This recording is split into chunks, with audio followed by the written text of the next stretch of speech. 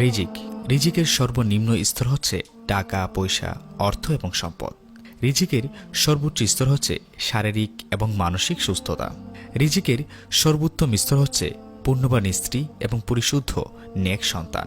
এবং রিজিকের পরিপূর্ণ স্তর হচ্ছে মহান আল্লাহর সন্তুষ্টি। রিজিক খুব গভীর একটি বিষয়, যদি আমরা তা বুঝতে পারি। আমি পুরো জীবনে কত টাকা আয় করব সেটা লিখিত, কে আমার জীবন সঙ্গিনী হবে সেটা লিখিত, কবে কোথায় মারা যাব সেটাও লিখিত, এবং কতটা খাবার ও পানীয় গ্রহণ করব তাও লিখিত বা নির্দিষ্ট। আশ্চর্যের ব্যাপার হচ্ছে আমি কতগুলো দানা বা ভাত দুনিয়াতে খেয়ে তারপর মারা যাব সেটা লিখিত। একটি দানাও কম না এবং একটিও বেশি না। ধরুন এটা লিখিত যে আমি সারা জীবনে 1 কোটি টাকা আয় করব। এই সিদ্ধান্ত আল্লাহ তাআলা নিয়েছেন, কিন্তু আমি হালাল উপায়ে আয় করব না হারাম উপায়ে আয় করব সেই সিদ্ধান্ত একান্তই আমার। যদি ধৈর্য ধারণ করি, আল্লাহ তাআলার কাছে যাই, তাহলে হালাল উপায়ে ওই 1 কোটি টাকা আয় করে আমি মারা যাব। আর হারাম উপায়ে হলেও ওই 1 কোটি, নাথিং মোর নাথিং লেস।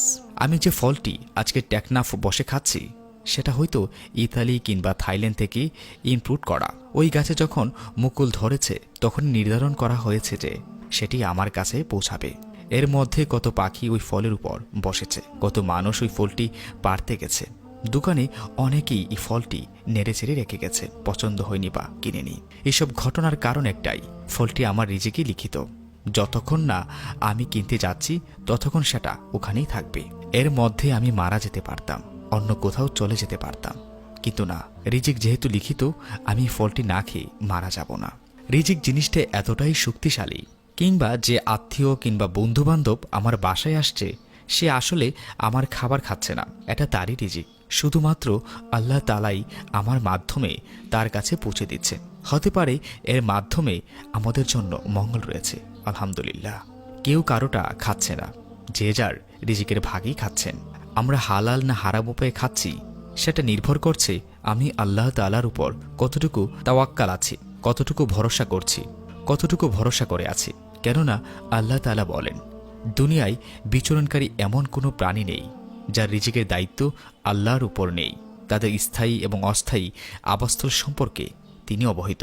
সবকিছু একটি স্পষ্ট কিতাবে লেখা আছে। আল্লাহ তাআলা অন্যত্র বলেন যে আল্লাহকে ভয় করে আল্লাহ তার জন্য কোনো না কোনো পথ বের করে দেবেন, আর তাকে এমন উৎস থেকে রিজিক দেবেন যা সে ধারণও করতে পারবে না।